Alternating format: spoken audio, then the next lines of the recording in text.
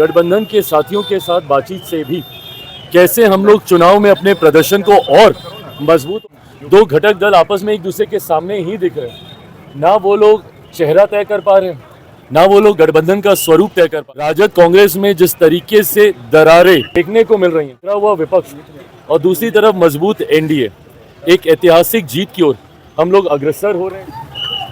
चुनाव का वर्ष और जिस तरीके से एनडीए गठबंधन एकजुटता के साथ अलग अलग समय पर गठबंधन के तमाम साथी एक साथ बैठकर चुनावी रणनीति चर्चाएं कर एक दूसरे के विषयों को समझकर जिस मजबूती के साथ ये गठबंधन आगे बढ़ रहा है, ये अपने में दर्शाता है कि ना सिर्फ हैंड एंड ग्लव्स की तरह हम लोग काम कर रहे हैं, बल्कि अपने में ये एक विनिंग कॉम्बिनेशन है जो इस बार बिहार में एक ऐतिहासिक जीत दर्ज करेगा। कुछ समय पहले दिल्ली में भी एनडीए के तमाम नेताओं की मुलाकात बातचीत हुई। आज स्वयं गृह मंत्री बिहार में मौजूद हैं। जनसंपर्क कर जनता के माध्यम से तो वो इस बात को समझेंगे ही कि जनता की इस गठबंधन से क्या आशाएं हैं, पर साथ ही में गठबंधन के साथियों के साथ बातचीत से भी कैसे हम लोग चुनाव में अपने प्रदर्शन को और मजबूत और बेहतर कर सकें, इस दिशा में भी आज चर्चा होगी। हकीकत है कि जहां एक तरफ हमारा गठबंधन मजबूती से आगे बढ़ रहा है, सबका साथ के साथ हम लोग आगे बढ़ रहे हैं, तो वहीं दूसरी तरफ विपक्ष में जिस तरीके से वर्चस्व की लड़ाई देखने को मिल रही है, जिस तरीके से महत्वाकांक्षाओं के लिए दो घटक दल आपस में एक दूसरे के सामने ही दिख रहे हैं, ना वो लोग चेहरा तय कर पा रहे हैं, ना वो लोग गठबंधन का स्वरूप तय कर पा रहे हैं। राजद कांग्रेस में जिस तरीके से दरारें देखने को मिल रही हैं, ये दर्शाता है कि एक तरफ बिखरा हुआ विपक्ष और दूसरी तरफ मजबूत एनडीए, एक ऐतिहासिक जीत की ओर हम लोग अग्रसर हो रहे हैं, इसमें कहीं कोई संदेह नहीं। बिहार सरकार दिखाने के लिए 14 अप्रैल से जो आपके चाचा है पशुपति कुमार पारस, वो दलित सेना का रैली का आयोजन कर रहे हैं, कैसे देख रहे हैं? करें भैया, समय समय पे होना चाहिए। बिहार सरकार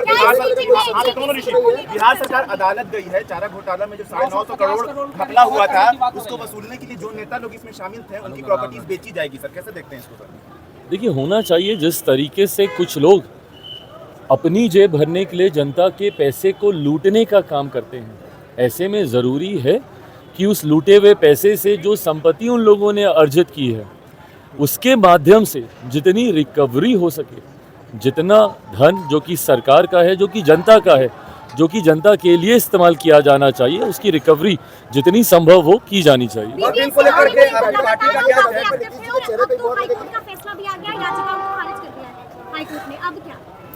देखिए, अंतोगत्वा किस तरीके से छात्रों को न्याय मिले, ये प्रयास हम लोगों का था। न्यायालय में ये विषय गया, अंतोगत्वा न्यायालय के फैसले हम सब सम्मान करते हैं।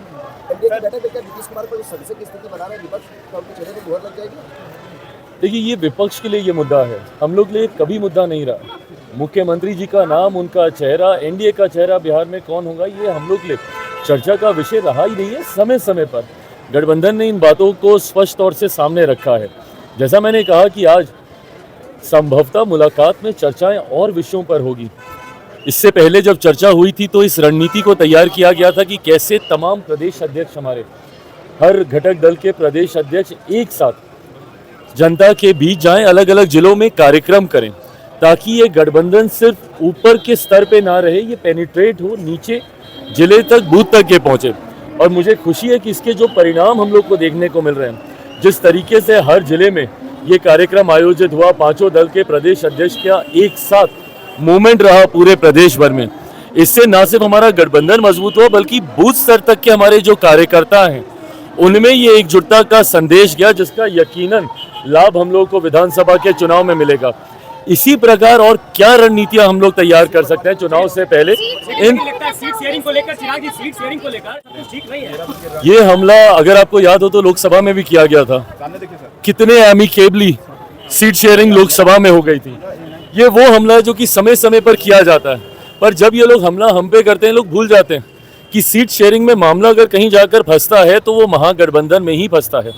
महागठबंधन की प्रेस कॉन्फ्रेंस से ही इनके घटक दल को पीठ में खंजर भोंका गया, कह के उठ के जाना पड़ता है। तो सीट शेयरिंग सहज कभी महागठबंधन के लिए नहीं रहा। अभी तो 60 सीटें कितनी बार दी थी कांग्रेस को पिछली बार, 60-70 सीटें जो भी दी थी, 70 सीटें। तो अभी तो वर्चस्व की लड़ाई वहां पे भी होगी, जहां एक तरफ कांग्रेस कतई नहीं चाहेगी कि 70 से कम सीटें हम लोग को मिलो, नहीं मिलनी भी चाहिए। भाई राष्ट्रीय पार्टी है, जरूर उनका हक बनता है ज्यादा सीटों पर हाँ इस बात की तीस तो है राजद को कि क्या वो वीक लिंक थे जिनकी वजह से, क्या कांग्रेस वीक लिंक बन के रह गई जिसकी वजह से सत्ता के करीब पहुंचते पहुंचते राजद रह गई। तो ऐसे में क्या फिर से 70 सीटें इनको देनी चाहिए? तो सीट शेयरिंग मुश्किल महागठबंधन के लिए होने वाला है। एनडीए के लिए बहुत सहजता से, जैसे लोकसभा में हम लोगों ने सीटों का बंटवारा कर लिया, विधानसभा में भी होगा।